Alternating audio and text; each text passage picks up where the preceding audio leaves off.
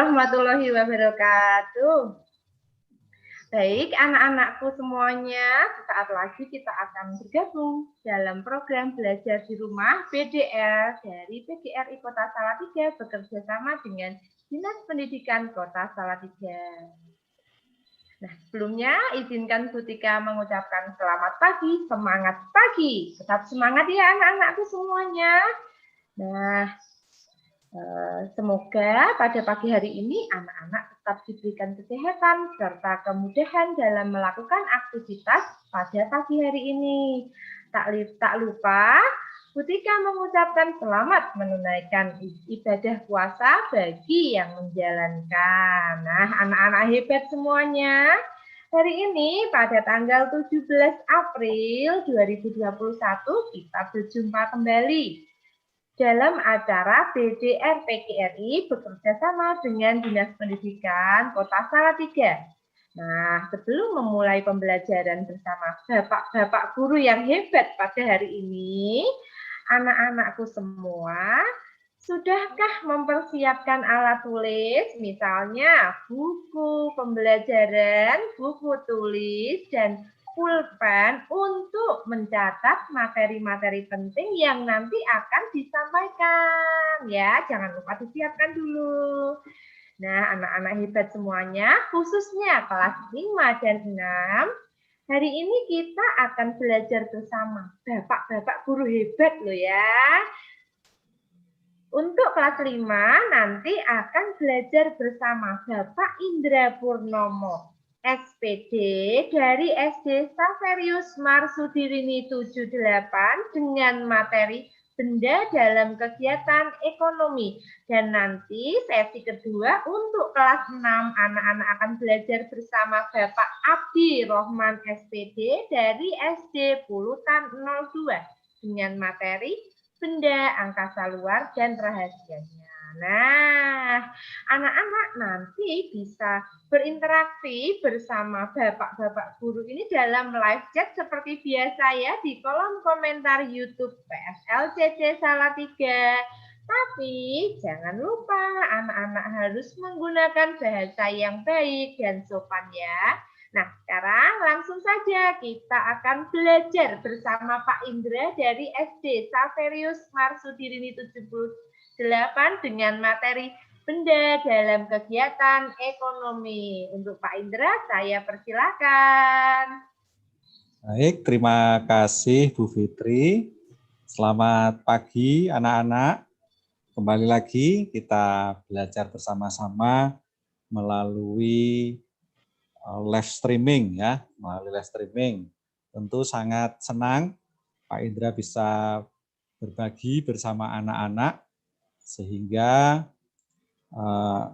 anak-anak nantinya dapat mempersiapkan masa depan dengan baik ya. Kemudian sudah diberi catatan tadi sama Bu Fitri untuk live chat itu digunakan untuk bertanya, menggunakan kata-kata yang sopan. Tentu tidak untuk ngobrol di luar mata pelajaran yang kita sampaikan pada hari ini. Baik, sebelum kita mulai belajar kita pada hari ini, mari kita berdoa terlebih dahulu. Berdoa menurut kepercayaan masing-masing dipersilahkan.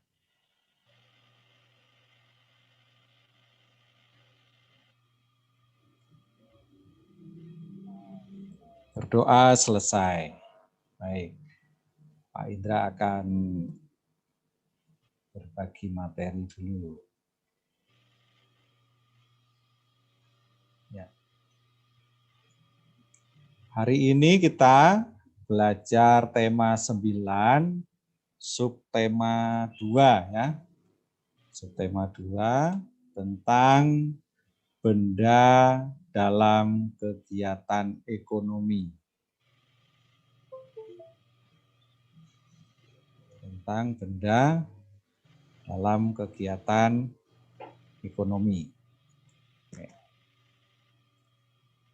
Bentar, ini ada gangguan.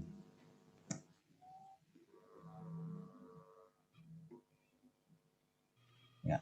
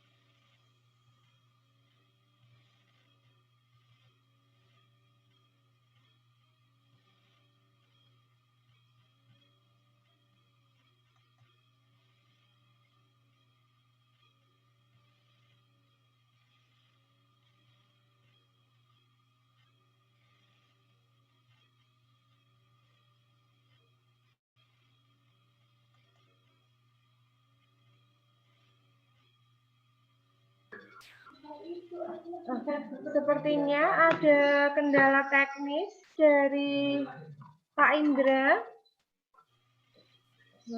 Mohon maaf ya anak-anak, mari kita menunggu sebentar. Ini ada kendala teknis dari Pak Indra.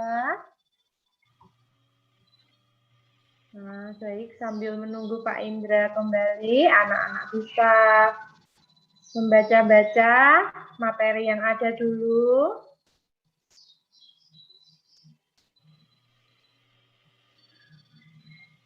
Supaya nanti bisa siap ketika Pak Indra memulai lagi pembelajarannya ya. Ini ada kesalahan teknis sedikit sepertinya karena Pak Indra keluar dari Zoom, mungkin jaringannya kurang baik ya. Terima kasih bagi anak-anak yang sudah bersedia menunggu.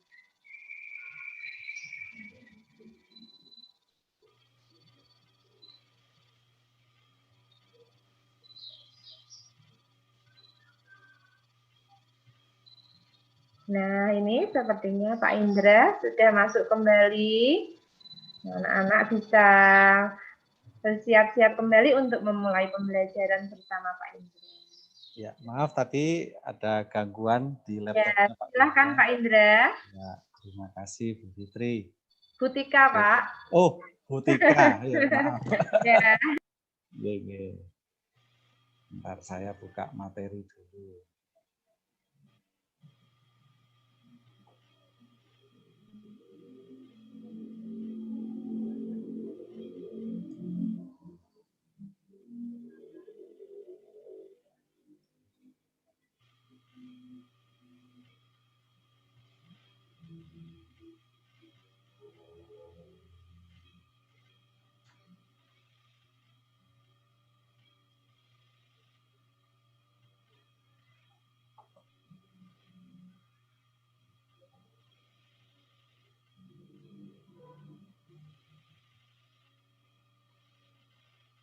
Oke, anak-anak. Hari ini kita belajar tentang tema 9, subtema 2. Temanya itu berceritakan atau berjudul benda dalam kegiatan ekonomi. Ya. Benda dalam kegiatan ekonomi.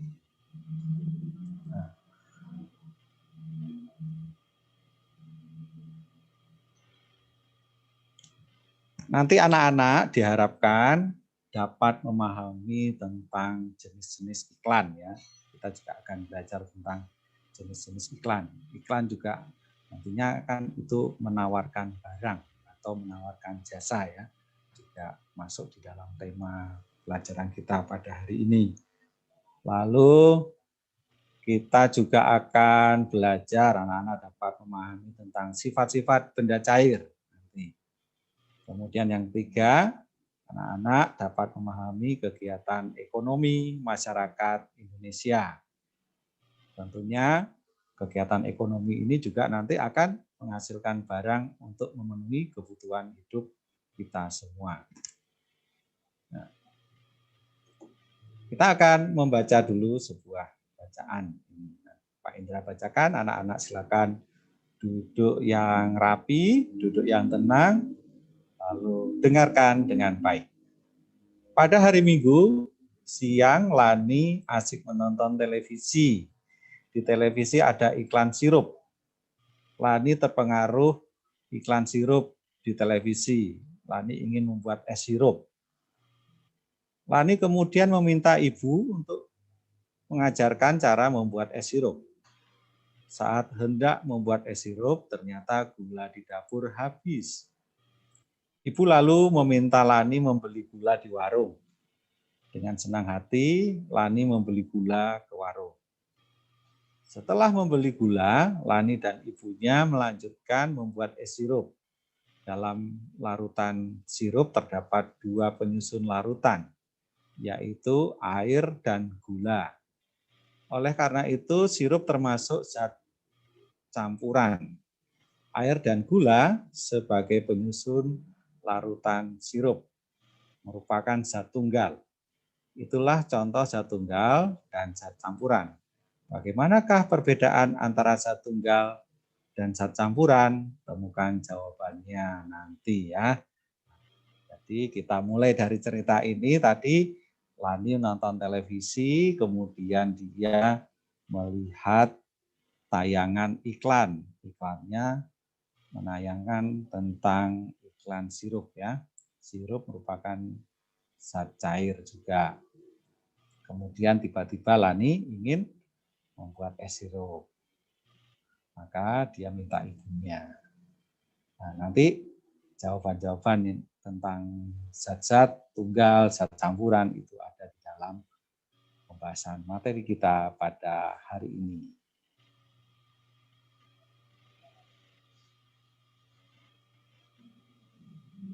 Oke.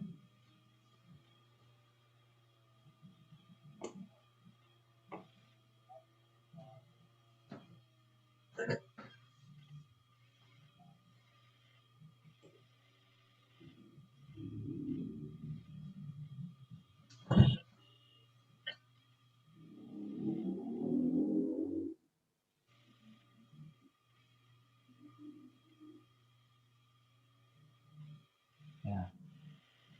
Tadi seperti yang disampaikan Lani, yang dalam cerita tadi, Lani tadi menyaksikan iklan ya. Nah, kita akan belajar jenis-jenis iklan ya, yang ada di sekitar kita, apa saja. Yang pertama adalah iklan radio ya. Apa itu iklan radio? Radio itu merupakan media auditif atau media yang hanya dapat mengeluarkan suara ya dan bersifat atraktif. Atraktif itu berarti bisa menyampaikan sesuatu. Artinya radio adalah media yang mengandalkan pendengaran untuk mencapai pendengarnya. Oleh karena itu, pemaparan iklan melalui media radio memiliki karakteristik atau ciri khas tertentu ya. Iklan di radio hanya dapat didengarkan melalui audio atau melalui suara. Jadi kita hanya bisa mendengarkan suaranya saja ya. Beberapa bulan yang lalu anak-anak juga mengikuti belajar melalui radio ya. Radio berarti ya, anak-anak hanya mendengarkan Bapak Ibu guru yang mengajar, mendengarkan suara Bapak Ibu guru yang mengajar. Suara yang diperdengarkan dapat berupa voice atau suara kata-kata manusia yang teratur. Juga dapat berupa musik, perpaduan bunyi-bunyi yang teratur dengan ritme tertentu dan harmonis. Dan juga ada suara efek, suara yang tidak beraturan maupun efek suara alam. Biasanya suara hewan atau suara angin dan lain sebagainya. Jadi dalam iklan radio kita hanya dapat mendengarkan suaranya saja ya, itu karakteristiknya. Tentu di rumah anak-anak juga memiliki radio ya. Tentu juga pernah mendengarkan iklan yang ada di radio. Yang kedua, jenis iklan yang kedua adalah iklan televisi. Nah, ini juga tidak asing dengan kehidupan kita ya. Ketika kita di rumah nonton televisi, tentu juga kita akan pernah melihat iklan. Apa itu iklan televisi? Iklan televisi adalah iklan yang disiarkan melalui televisi. Iklan televisi sangat menarik karena merupakan kombinasi dari suara, gambar, dan gerak. Iklan televisi memiliki karakteristik yaitu dapat dilihat dan didengar. Oleh karena itu, iklan yang disampaikan melalui televisi sangat menarik perhatian dan besar ya. Jadi, ini iklan televisi sudah ada dua unsur, yaitu unsur suara, lalu ada unsur gambarnya, dan gambarnya juga bisa bergerak. Tentu juga membuat ketika kita melihat sangat menarik. Kemudian iklan seperti ini juga dibuat cerita-cerita yang menarik ya, sehingga nanti orang yang melihat iklan itu bisa tertarik untuk membeli produk atau jasa yang ditawarkan oleh iklan tersebut. Nah, tentu anak-anak juga sering melihat iklan ini di televisi di rumah anak-anak masing-masing ya. Kita lanjutkan. Jenis iklan yang berikutnya adalah iklan internet. Iklan internet adalah iklan yang ditampilkan melalui jaringan internet ya. Jaringan internet yang seperti yang kita gunakan sekarang ini, YouTube ini juga melalui jaringan internet ya. Nah, iklan internet, iklan menggunakan jaringan internet. Kalau televisi tadi melalui gelombang televisi, kalau radio tadi melalui gelombang radio ya. Dan sekarang juga ada radio streaming menggunakan jaringan internet juga ada sekarang, karena zaman sekarang sudah semakin canggih ya. Apapun bisa dilakukan melalui internet. Nah, bentuknya juga beragam. Ada iklan yang hanya dapat didengar seperti radio tadi ya. Ada pula yang dapat dilihat sekaligus didengar kayak iklan televisi. Nah, iklan internet muncul sesuai perkembangan teknologi informasi.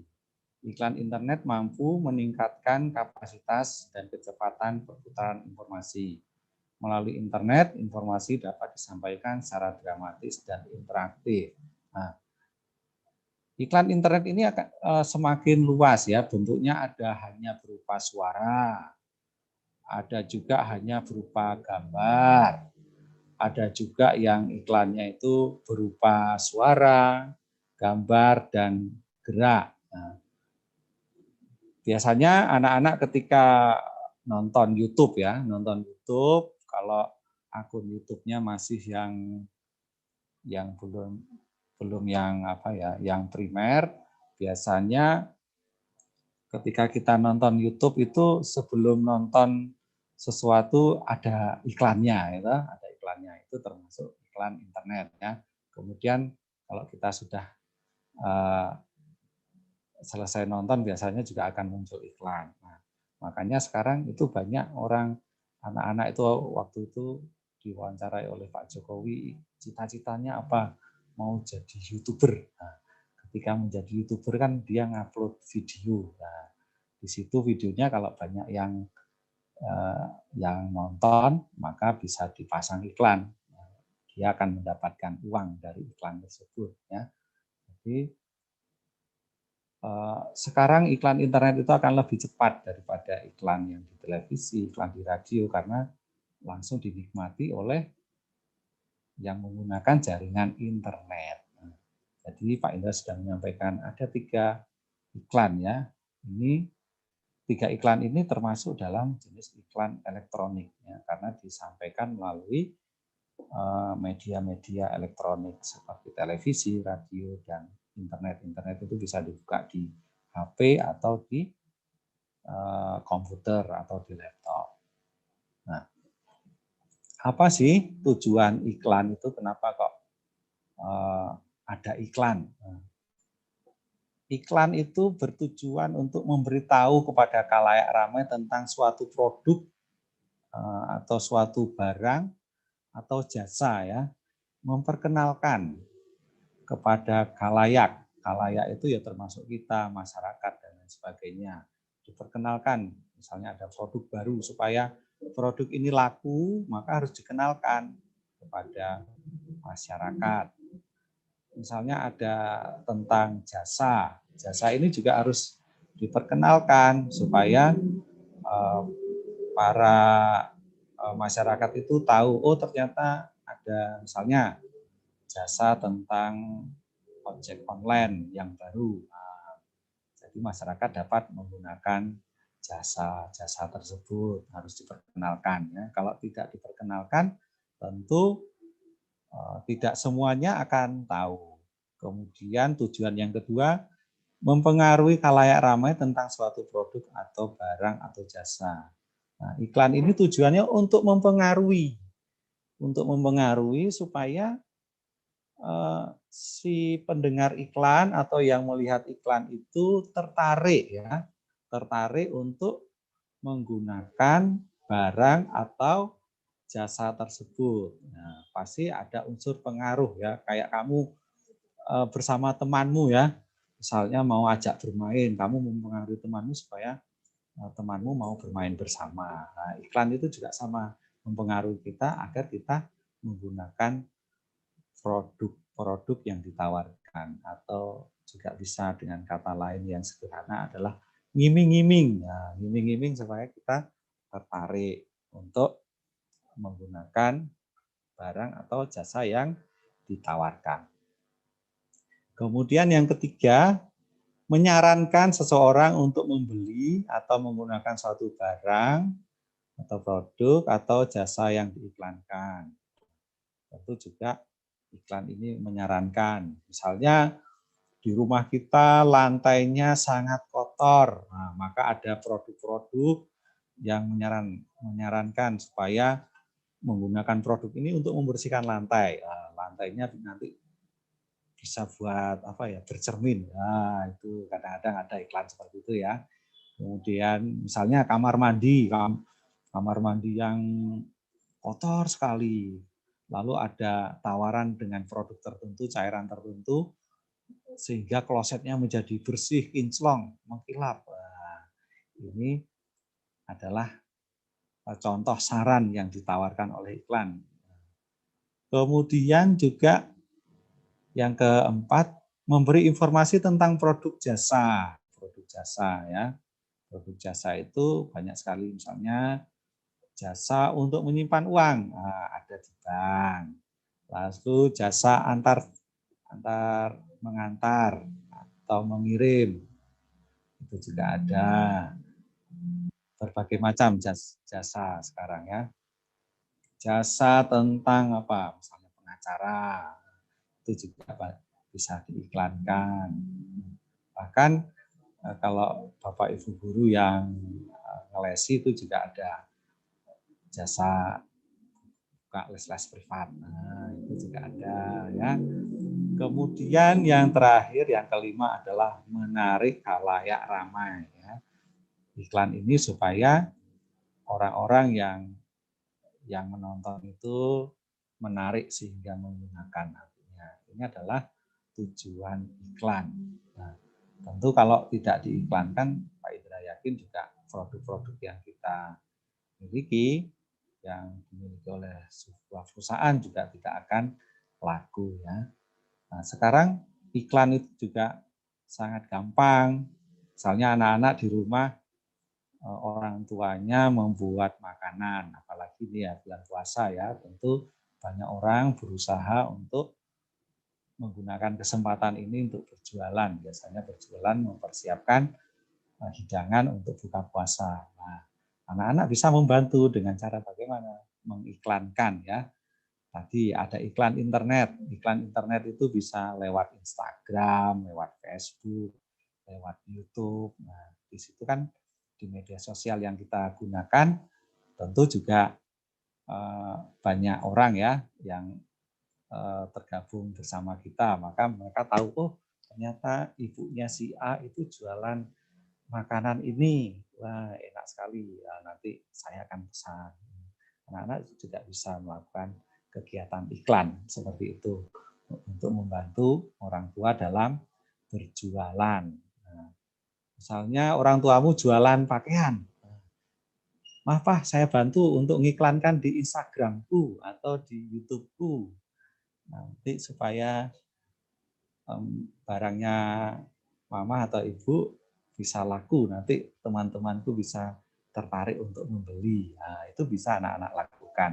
Karena zaman sekarang dengan perkembangan teknologi kita bisa melakukan hal-hal positif apa saja. Ya.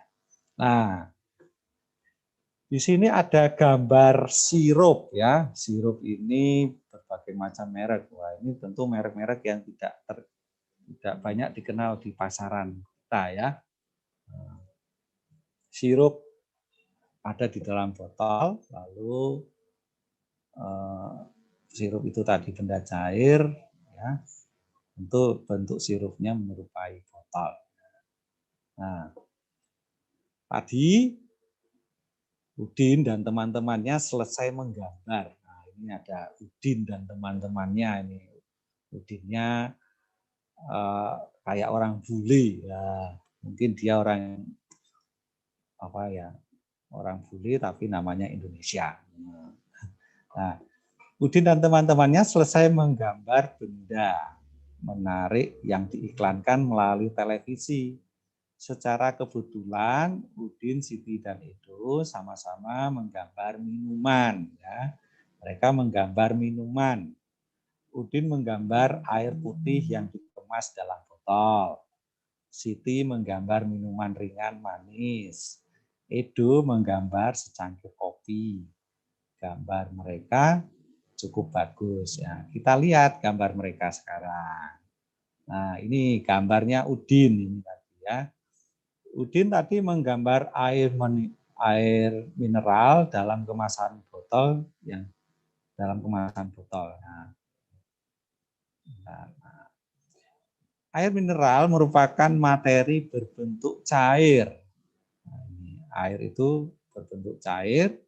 Air mineral termasuk zat tunggal yang berupa senyawa.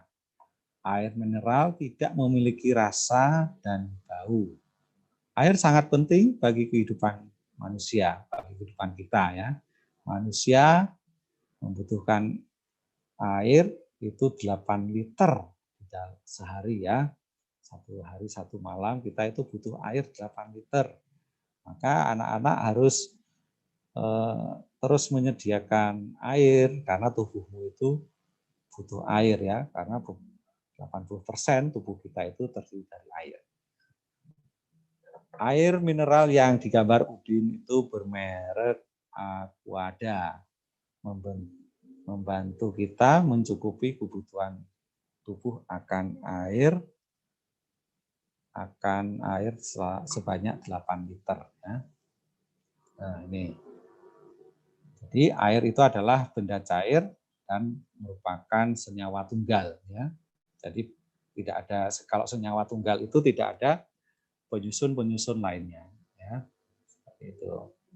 Kemudian ini yang digambar oleh Siti. Siti tadi menggambar minuman ringan manis. Merek yang digambar Dogan Fresh. Mungkin ini plesetan Dogan Fresh mungkin ya. Nah, nggak apa-apa. Minuman ringan manis sama dengan air mineral. Minuman ringan manis adalah materi yang berbentuk cair. Akan tetapi minuman ringan manis bukan zat tunggal. Minuman ringan manis merupakan zat campuran yang homogen. Nah, jadi minuman yang digambar oleh Siti tadi itu sama-sama benda cair atau zat cair ya, tetapi bentuknya sudah tidak tunggal lagi atau sudah tidak homogen lagi karena sudah dicampurkan dengan zat lain. Zat lainnya apa? Yaitu pemanis, entah gula, entah apa, gitu ya. Jadi sudah dicampur dengan gula. Maka minuman ringan manis ini merupakan zat campuran homogen. Kenapa kok dikatakan homogen? Ya? Dikatakan homogen itu karena antara dua campuran ini sudah menyatu ya, sudah tidak dapat bisa dibedakan lagi ya. Kalau anak-anak di rumah membuat air gula, air terus dikasih gula, diaduk sampai gulanya hilang, nah, itu kan juga merupakan minuman manis ya. Nah, manisnya dari mana? Dari campuran gula. Gulanya mana? Gulanya sudah nggak kelihatan karena sudah dicampur, sudah diaduk-aduk. Itu merupakan zat campuran homogen. Nah, berbeda tadi kalau air mineral ini merupakan senyawa. Senyawa itu air ya, tidak ada zat lainnya ya. Itu perbedaannya. Nah, kemudian kita akan melihat gambarnya Edo. Edo tadi menggambar secangkir kopi ya, secangkir kopi tumbuk, kopi tumbuk atau kopi tubruk ini ya. Nah, secangkir kopi sama dengan minuman ringan, nah, sama tadi. Secangkir kopi adalah materi yang berbentuk cairan dan merupakan zat campuran. Akan tetapi secangkir kopi tumbuk bukan zat campuran homogen seperti minuman ringan manis, melainkan zat campuran heterogen. Nah, kenapa kok dikatakan zat campuran heterogen? Karena ketika kita membuat kopi tubruk itu masih ada sisa-sisa bubuk kopinya di dalam air. Nah, ini maka bubuk kopinya ini tidak bisa menyatu dengan air tadi. Berbeda seperti yang gambar yang pertama tadi, minuman ringan manis ini gulanya sudah tercampur atau sudah larut di dalam air. Kalau yang digambar Edo ini kopi, ya, itu masih ada bubuk-bubuk kopinya. Bubuk kopinya itu tidak bisa larut habis di dalam air, ya. Anak-anak juga bisa melakukan di rumah. Coba diperhatikan kalau kalian tadi Pak Indra katakan membuat air gula itu, gulanya kalau sudah diaduk gulanya akan hilang, ya, akan menyatu dengan air, bukan hilang, akan menyatu dengan air, dia akan berubah menjadi air, ya. Tetapi kalau kita membuat kopi atau teh, ya, kalau diudek-udek, diaduk-aduk itu kopinya itu masih kelihatan, ya. Bahkan dia kadang-kadang dia mengendap di dasar gelas, dia tidak bisa menyatu dengan air. Maka dikatakan zat campuran nitrogen. Tadi sampai di sini tentu anak-anak sudah paham, ya. Nah, anak-anak tadi sudah tahu, sudah memahami tentang materi, tentang zat tunggal, zat campuran. Apa sebenarnya materi, zat tunggal, dan zat campuran itu? Ya. Materi adalah setiap objek atau segala sesuatu yang menempati ruang dan mempunyai massa. Banyak jenis materi di lingkungan sekitarmu, misalnya air, batu, pasir, tanah, kayu, besi, emas, plastik, dan oksigen atau udara. Nah, materi yang banyak jenisnya tersebut dapat dikelompokkan menjadi benda padat, cair, dan gas. Nah, berdasarkan komponen penyusunnya, materi dibedakan atas zat tunggal dan campuran. Yang tadi sudah kita bahas lewat gambarnya Udin, Siti, dan Edo tadi. Nah, apa itu zat tunggal? Zat tunggal atau disebut zat murni adalah zat yang komponen penyusunnya hanya satu zat atau hanya satu materi. Zat tunggal dapat berupa unsur dan senyawa. Nah, unsur adalah zat kimia yang zat kimia yang tak dapat dibagi lagi menjadi zat yang lebih sederhana. Ada dua jenis unsur, yaitu unsur logam dan unsur non-logam. Contoh unsur logam adalah perak, besi, emas, dan platina. Nah, ini adalah unsur-unsur yang sudah tidak dapat dibagi lagi. Kemudian adapun contoh unsur non-logam, yaitu hidrogen, oksigen, nitrogen, dan karbon. Nah, ini yang non-logam ini juga tidak bisa dibagi lagi. Lalu ada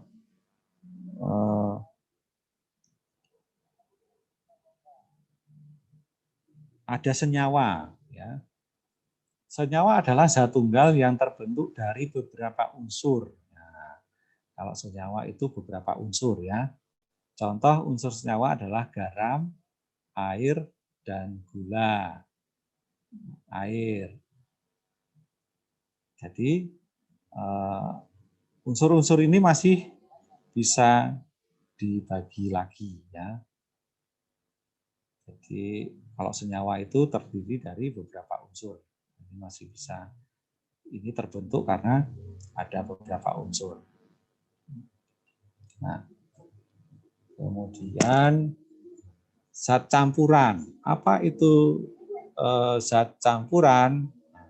Zat campuran adalah zat yang komponen penyusunnya terdiri atas 2 atau lebih zat atau materi ya. Berdasarkan sifatnya zat campuran terdiri atas zat campuran homogen dan zat campuran hidrogen. Zat campuran homogen adalah campuran yang terdiri atas 2 materi atau zat yang dapat menyatu secara merata. Nah, seperti tadi, kalau yang homogen itu seperti air dan gula tadi bisa menyatu ya secara merata.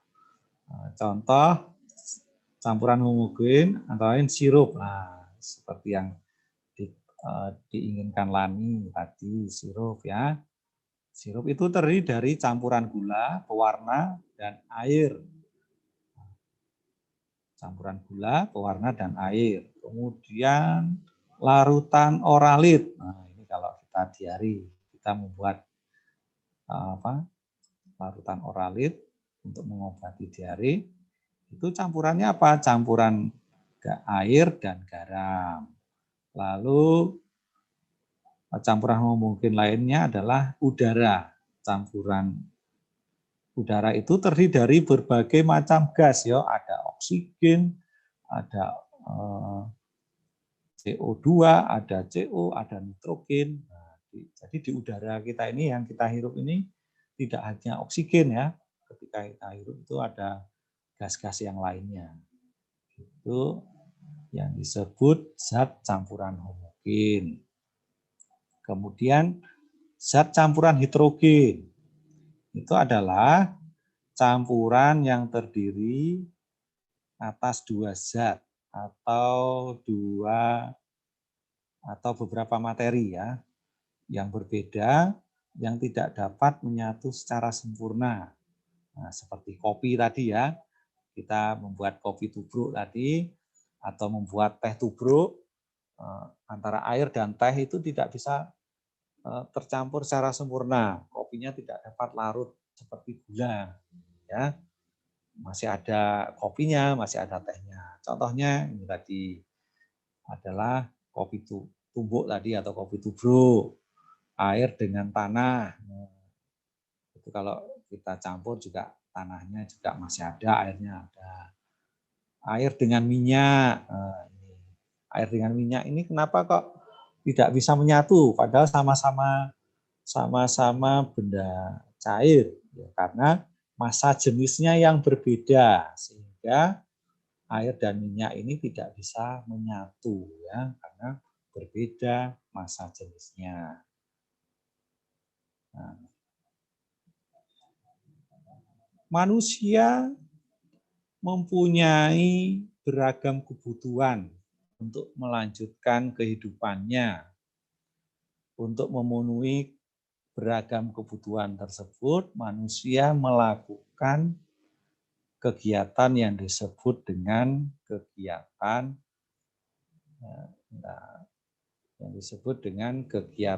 ekonomi. Kegiatan ekonomi setiap orang berbeda-beda, tentu saja sesuai dengan kemampuan masing-masing. Ada orang yang bekerja sebagai petani yang memproduksi bahan pangan.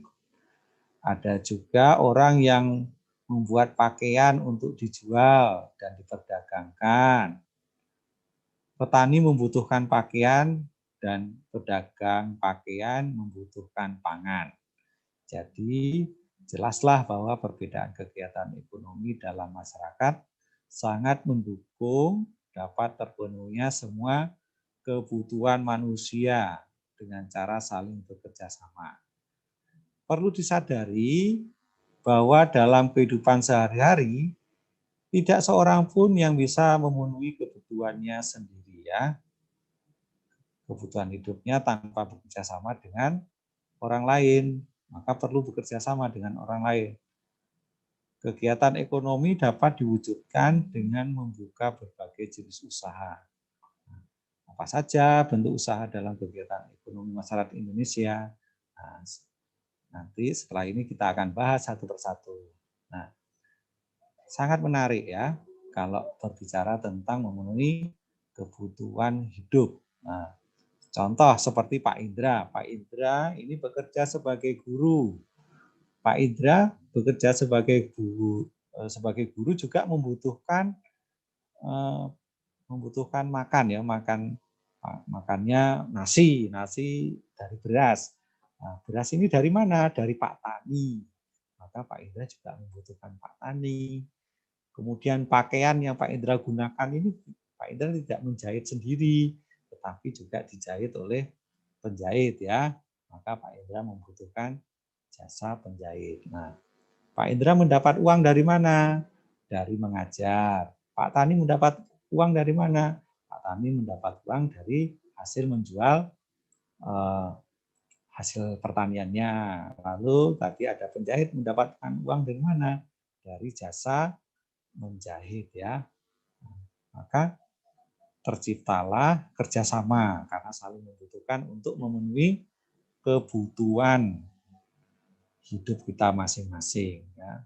Nah, sekarang apa saja kegiatan ekonomi yang dilakukan masyarakat Indonesia? Mari kita lihat satu-satu.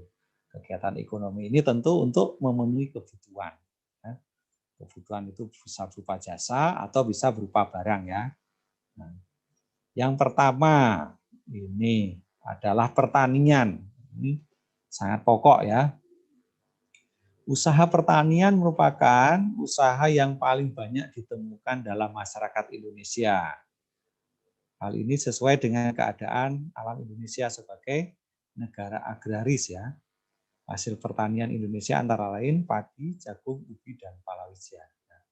Pertanian ini penting. Untuk apa? Untuk memenuhi kebutuhan pangan masyarakat kita ya. Karena coba dibayangkan kalau negara kita tidak ada petani, tentu semua harus impor mungkin ya. Mau makan beras itu harus impor dan lain sebagainya. Untung di sekitar kita masih banyak sawah, maka masih banyak petani yang tentunya juga membantu kita untuk mencukupi kebutuhan pangan kita. Kalau kita butuh beras, kita tinggal beli di Pak Tani. Kemudian ada kegiatan berikutnya, perkebunan. Nah, perkebunan merupakan usaha pemanfaatan lahan dengan tanaman-tanaman keras. Kalau pertanian tadi tanaman-tanaman lunak ya, tanaman-tanaman yang umurnya pendek. Perkebunan dapat dibedakan atas perkebunan rakyat dan perkebunan besar. Perkebunan rakyat adalah perkebunan yang dikelola oleh rakyat. Perkebunan besar biasanya dikelola oleh pemerintah atau perusahaan perkebunan. Hasil perkebunan besar biasanya ditujukan untuk ekspor. Ekspor itu mengirim barang ke luar negeri, ya, sehingga dapat menghasilkan devisa bagi negara. Contoh hasil perkebunan antara lain karet, kelapa sawit, dan tebu. Nah, kalau di sekitar kita di Salatiga ini ada nggak ya perkebunan? Ada nggak ya kira-kira? Oh, ada perkebunan karet ya. Ada. Di mana itu? Dekat sana itu, dekat arah mana itu Pak Indra lupa. Ada perkebunan karet. Lalu juga ada perkebunan apa itu? Teh, itu dekat Gunung Ungaran sana itu ada perkebunan teh. Lalu peternakan. Peternakan adalah usaha memelihara binatang piaraan yang diambil manfaatnya. Usaha peternakan dapat digolongkan menjadi 3 golongan ya. Yaitu peternakan hewan besar. Hewan besar itu seperti sapi, kerbau, dan kuda. Di Salatiga, di arah Kopeng sana itu ada peternakan ya, di sana banyak peternakan. Biasanya sapi untuk diambil susunya ya. Kemudian hewan kecil itu seperti kambing, domba, kelinci, dan babi. Lalu juga unggas. Unggas itu seperti ayam, itik, entok, dan burung. Di sekitar rumah Pak Indra itu banyak masyarakat Pak Indra itu bekerja sebagai peternak dan petani ya. Mereka itu bekerja sebagai peternak dan petani. Jadi kalau pagi itu bertani, kalau sore mereka biasanya melihara kambing, itu biasanya mengembalakan kambingnya. Juga ada yang memelihara unggas, biasanya bebek ya, karena dekat rawa, dekat sawah itu banyak yang pelihara bebek untuk diambil telurnya. Nah, jadi mereka menjadi petani dan juga menjadi peternak. Nah, jadi kalau misalnya pagi bertani, kalau sore mereka beternak. Mereka melakukan itu untuk apa? Untuk memenuhi kebutuhan hidup mereka. Misalnya kalau mereka menjadi petani, sawah itu kan padi itu panennya 3 bulan sekali. Jadi uangnya kan datangnya 3 bulan sekali. Kalau mereka tidak menjadi peternak, hariannya mereka nggak punya uang. Kalau mereka berternak itik, itu kan setiap hari itu pasti ada itik atau bebek yang bertelur ya. Nah, telurnya itu bisa dijual setiap hari dan setiap hari mereka bisa untuk apa? Uangnya itu bisa untuk kehidupan mereka. Itu. Jadi Pak Tani dan Pak yang sekaligus peternak ini Peter ya.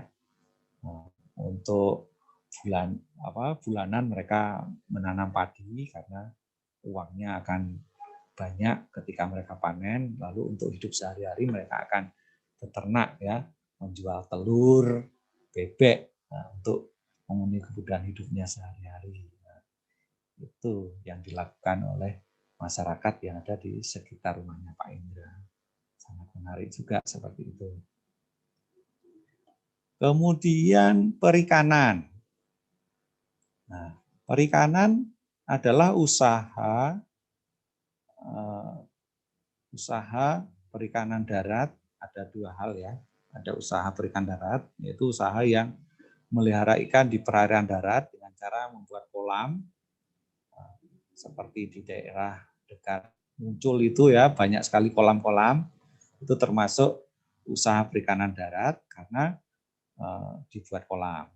Lalu perikanan darat meliputi perikanan air tawar dan perikanan air payau.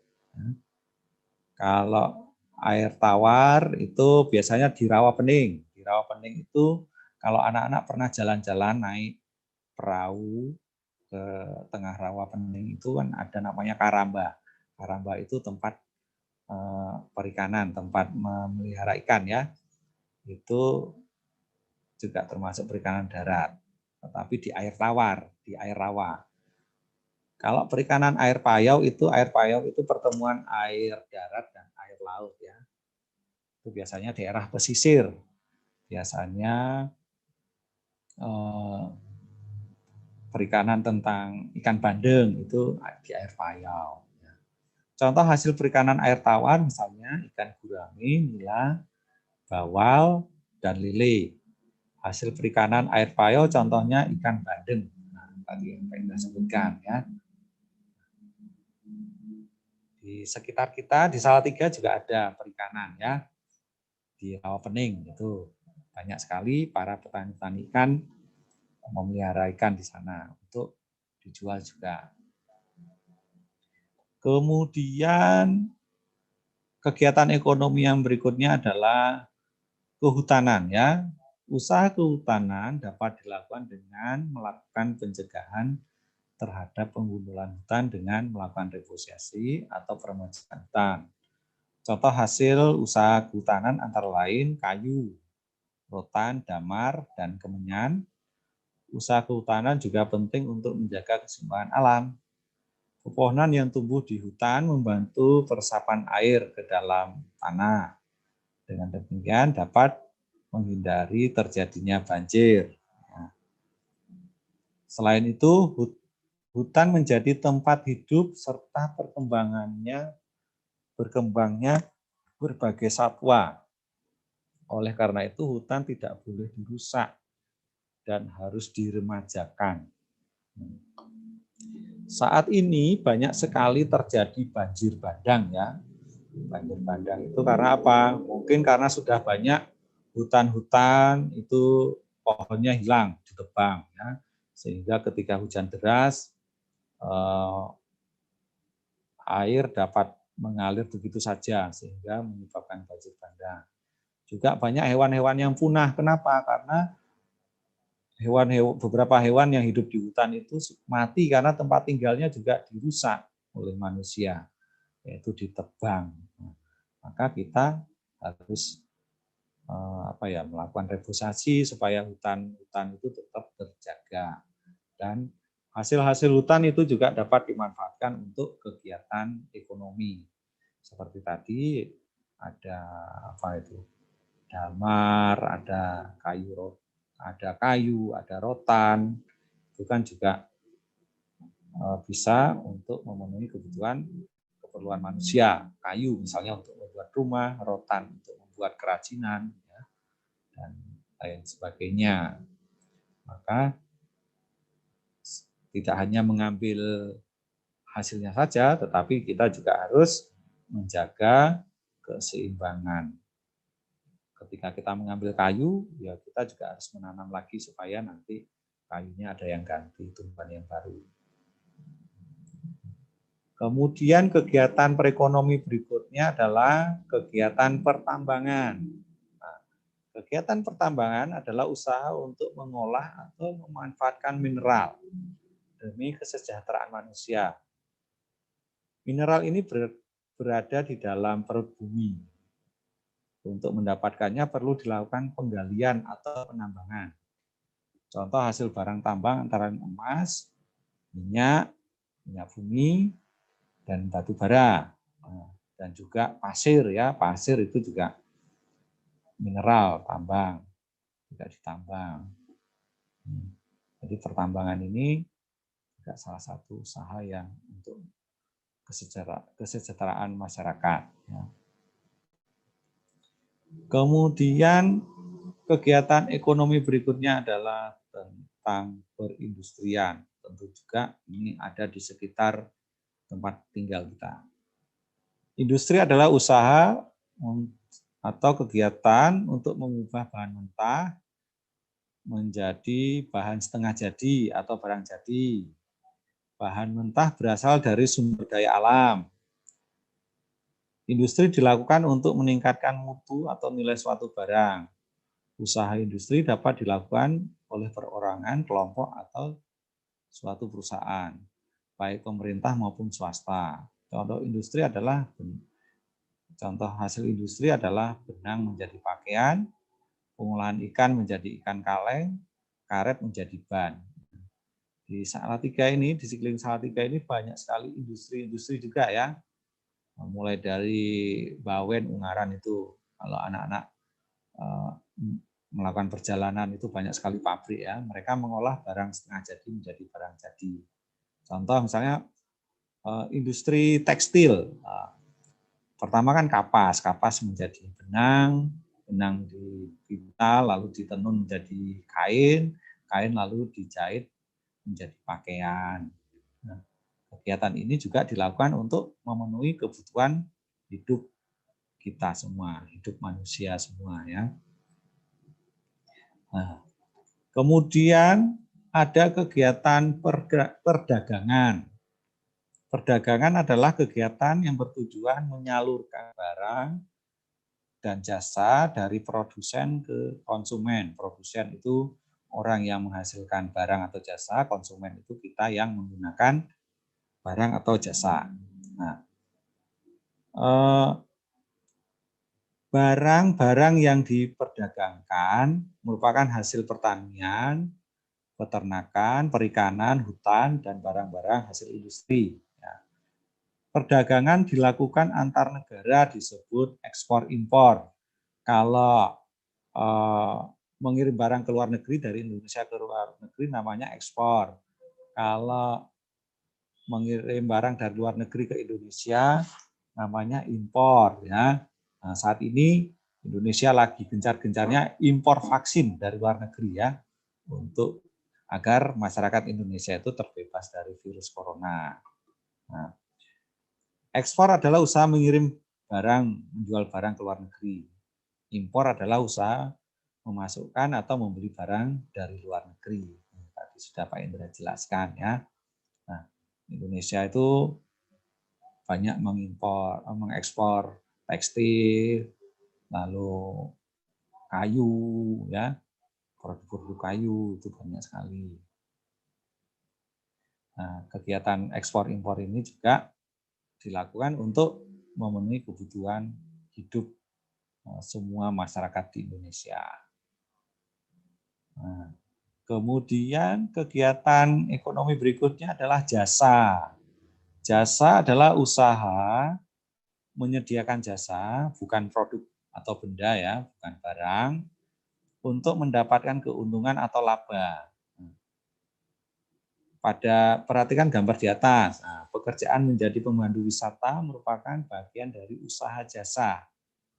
Usaha-usaha dalam bidang jasa antara lain usaha beca, ojek online, angkutan umum, lalu usaha-usaha di bidang pariwisata ya.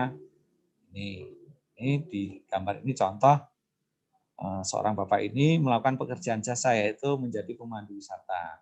Dia menerangkan kepada turis-turis ya. Nanti selesai memandu, bapak ini akan mendapatkan uang sebagai balas jasanya ya. Kalau anak-anak pintar bahasa Inggris bisa menjadi pemandu wisata, bisa sekaligus jalan-jalan dan dapat uang nanti ya. Nah, sekarang anak-anak bisa menyiapkan tugas atau proyek yang bisa anak-anak lakukan di rumah.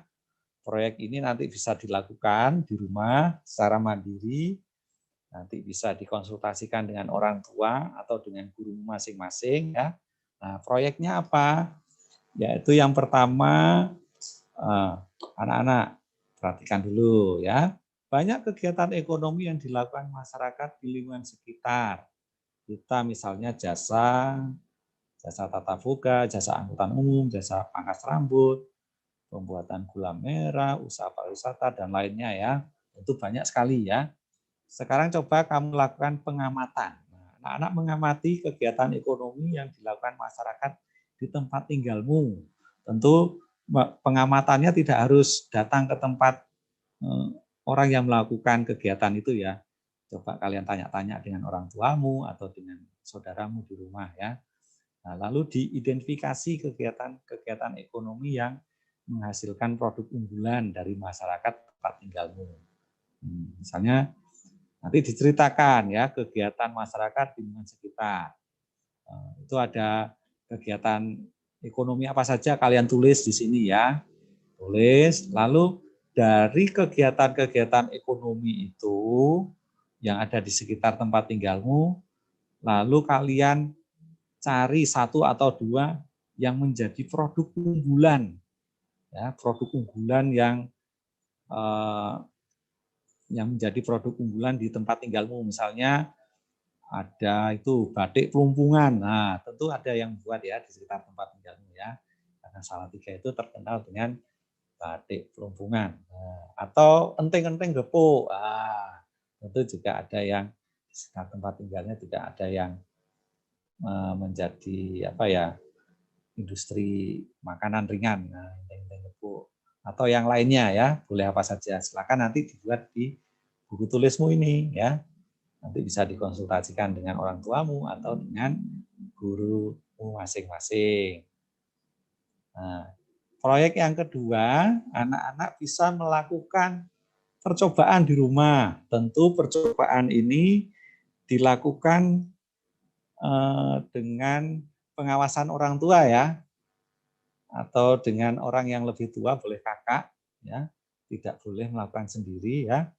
Nah, langkah-langkahnya nanti anak-anak bisa melihat di buku paket itu halaman 64 ya, buku paket tema 9 itu halaman 64, nanti anak-anak bisa melihat di situ ya. Silakan dicatat di buku tulisnya. Proyeknya itu panduannya ada di halaman 64. Ada di halaman 64. Kalau yang kegiatan ekonomi tadi, anak-anak dapat melihat di halaman 92 ya. Halaman 92. Silakan setelah kegiatan ini anak-anak melakukan kegiatan proyek tersebut di rumah, tentu dengan panduan orang tua atau orang yang lebih tua. Ya. Demikian yang dapat Pak Indra sampaikan dalam kegiatan belajar secara virtual hari ini. Semoga bermanfaat bagi anak-anak dan anak-anak dapat belajar dengan baik di rumah. Dan waktu Pak Indra kembalikan ke Bu Tika. Silakan Bu. Baik, terima kasih Pak Indra atas pembelajarannya yang menarik hari ini. Anak-anak pasti sudah memahami materi yang disampaikan oleh Pak Indra. Nah, berikutnya kita akan masuk pada pembelajaran sesi kedua, yaitu untuk kelas 6. Sambil menunggu, kita menunggu dulu Pak Abdi Rohman, apakah sudah bergabung dengan kami ya?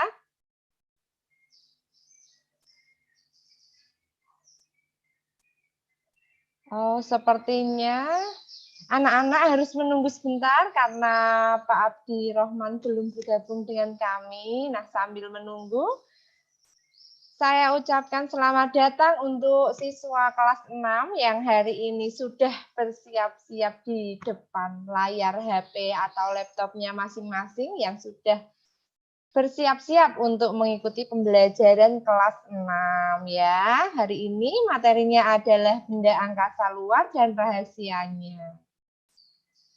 Pak Abdi Rohman, apakah sudah siap?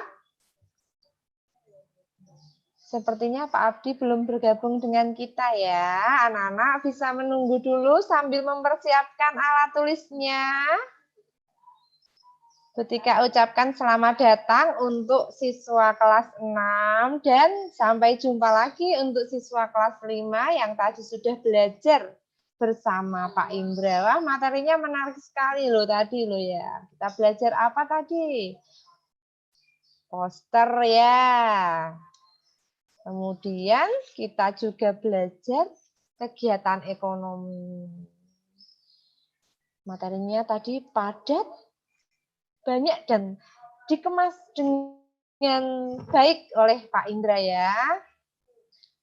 Sepertinya Pak Abdi belum bisa bergabung dengan kami. Untuk itu anak-anak diminta bersabar lebih sedikit ya. Lebih bersabar maksudnya ya. Wah, maaf ketika ini kata-katanya agak belibet ya. Biasanya karena Bu Tika mengisi materi juga, tetapi hari ini untuk pertama kalinya Bu Tika menjadi moderator ya. Mohon dimaklumi.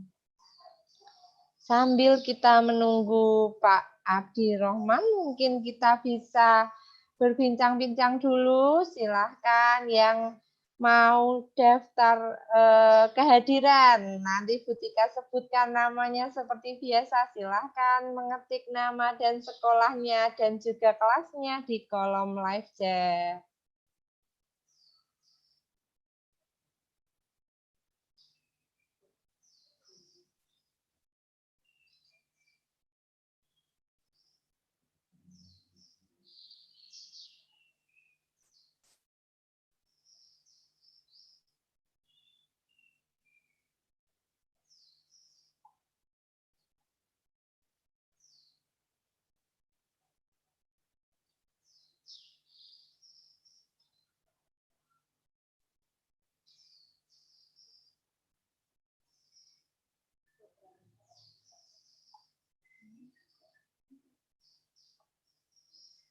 Coba Bu Tika tunggu atensinya. Anak-anak kelas 5 maupun kelas 6 maupun kelas lain yang menyaksikan bisa menuliskan namanya dan sekolahnya dan kelasnya di kolom komentar live chat BDR PGRI Kota Salatiga bekerja sama dengan Dinas Pendidikan Kota Salatiga.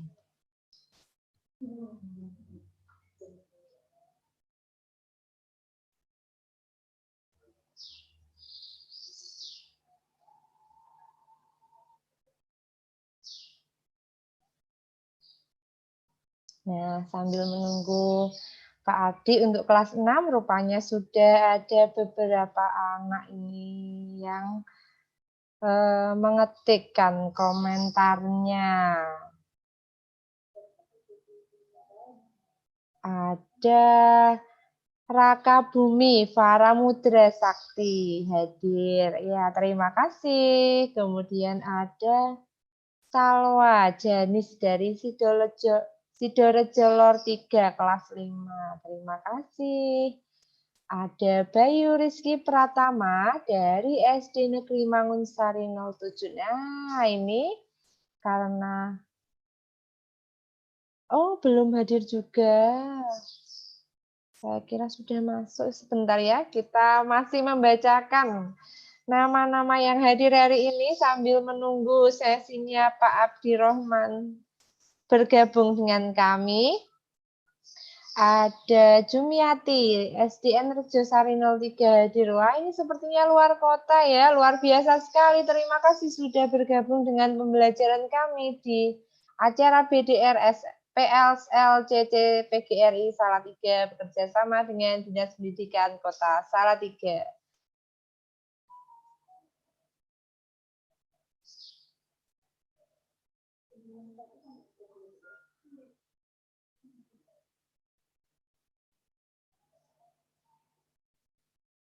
Masih banyak yang menunggu atensinya dari SD Randuajar 3 juga ada. Terima kasih. Tadi juga ada Fanya Ayesya dari Marsudirini 78. Terima kasih. Ada juga Mikael Andu Saputro dari SD Randu 3. Terima kasih juga. Oke.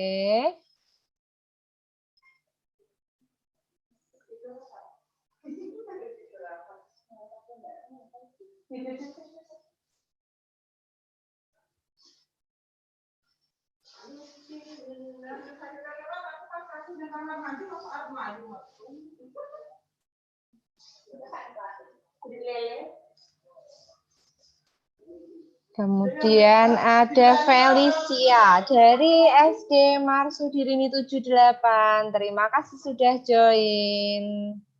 Ada Satria Sandu Pramudita dari Marsudirini 78 juga. Ada Brandon Michael Robinson. Wah, namanya bagus ini. Terima kasih sudah hadir bersama kami. Tetap di sini di BDR SLCC PGRI Salatiga bekerja sama dengan Dinas Pendidikan Kota Salatiga ya. Stay tune dan jangan kemana-mana, kita masih menunggu untuk sesi kedua bersama Pak Abdi Rohman SPD. Sepertinya Pak Abdi Rohman SPD masih ada gangguan teknis di sekolahnya ya, jadi kita masih menunggu bersama-sama Pak Abdi Rohman untuk hadir. Nah, ini ada chat baru dari Yavia Hela Derista, SD Marsudirini 78. Oke, selamat datang. Ada Ahnan dari SD Randuacir 03. Oke, terima kasih. Selamat datang.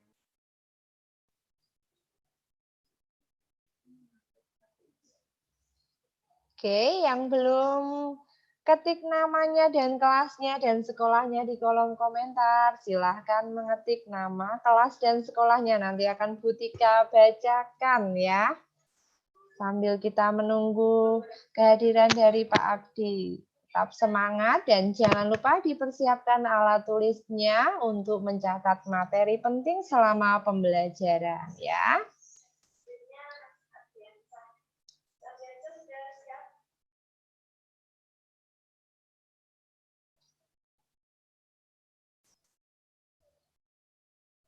Nah, jangan lupa untuk anak-anak kelas 6 setelah ini kalian akan belajar materinya IPA sepertinya ya. Wah, materinya menarik sekali ini. Benda angkasa luar dan rahasianya. Nah, sebelum belajar sambil menunggu Pak Abdi Rahman untuk bergabung bersama kita, anak-anak bisa membaca dulu materi yang ada pada buku pembelajaran kalian. Boleh buku tema maupun buku pendamping lain, silahkan. Nanti kalau sudah sesi kedua, anak-anak bisa mengikuti materi dengan baik. Masih saya tunggu atensinya di kolom komentar live chat BDR SLCD Salatiga. Prakarsa PGRI Salatiga bekerja sama dengan Dinas Pendidikan Kota Salatiga.